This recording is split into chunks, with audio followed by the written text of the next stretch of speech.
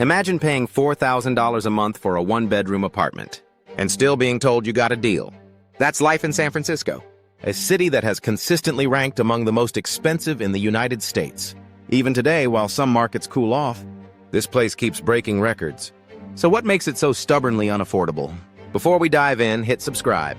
Here on the Money Manual, we break down the true cost of living in cities like San Francisco, New York, and Toronto, so you can understand where your money really goes. Now let's get started. In San Francisco, six-figure tech salaries are common, but they don't guarantee comfort. When $120,000 a year disappears into rent and daily expenses, the math quickly falls apart. Engineers making more than twice the national median still live with roommates and cut corners. High pay here isn't luxury, it's survival. Housing supply in San Francisco is notoriously tight. Strict zoning, lawsuits, and neighborhood pushback stop new projects before they ever start. While demand surged with every tech wave, construction barely kept up. With too many people chasing too few homes, prices had nowhere to go but up. Geography itself locks San Francisco into scarcity. The Bay, the Pacific Ocean, and steep hills compress the city into just 49 square miles. With no room to sprawl, every neighborhood becomes premium land. Here, even the map itself pushes prices higher. Rent control has shaped San Francisco's housing market for decades. It protects tenants lucky enough to have older units, but discourages landlords from investing and developers from building new ones. That left the city with frozen supply and brutal prices for newcomers. A policy meant to help ended up deepening the crisis. Every tech boom left a mark on San Francisco. From the dot-com bubble to the app revolution and now the AI gold rush, each surge poured billions into a housing market already under strain. Rents soared, bubbles burst, but they never reset. The city ratcheted upward with every cycle. And today's normal rent would have been unthinkable decades ago. When remote work took off, people thought San Francisco's housing crunch was over. Workers fled, rents dipped, and the city was called finished. But today, rents are higher than before. Instead of solving the problem, remote work spread the affordability crisis to other cities, while SF bounced back stronger.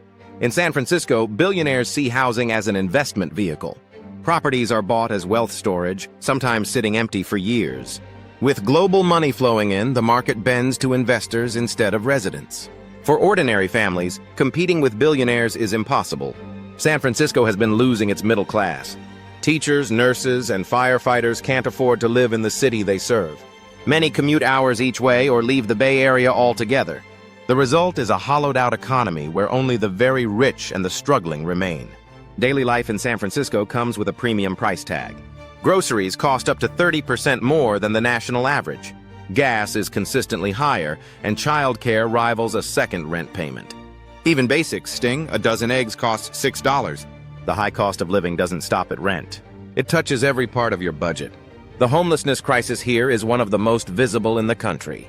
Thousands can't afford even basic shelter, while the city spends billions trying to manage the fallout.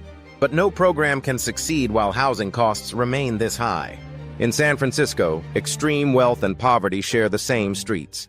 Taxes and hidden costs weigh heavily on San Francisco residents. California already has some of the highest taxes in the nation, but city fees, tolls, and parking tickets add even more strain. For families spending most of their income on rent, it feels like being charged just to exist. Financial pressure comes from every angle. So why do people stay in San Francisco? Because the jobs are still some of the highest paying in the world. A tech salary makes the city just barely affordable, but at the cost of constant financial stress. These are the golden handcuffs. You can afford to stay, but you'll never feel free. San Francisco's affordability crisis doesn't stop at city limits. Oakland, San Jose, and even Sacramento have seen rents spike as displaced residents move out. What began in 49 square miles has spread across the Bay Area. One city's struggle became a regional crisis. San Francisco remains one of America's most expensive cities because of a perfect storm. Geography limits expansion, policies froze growth, and tech wealth keeps demand alive. Add in billionaire buyers, inflated daily costs, and hidden taxes, and affordability becomes nearly impossible. This city isn't just expensive. It's a warning of where urban living is headed. If San Francisco shocks you, wait until you see what's happening in New York, Toronto, and Miami. The cost of living crisis isn't local anymore, it's global. Subscribe to the Money Manual and join us as we uncover the financial truth behind every city you thought you knew.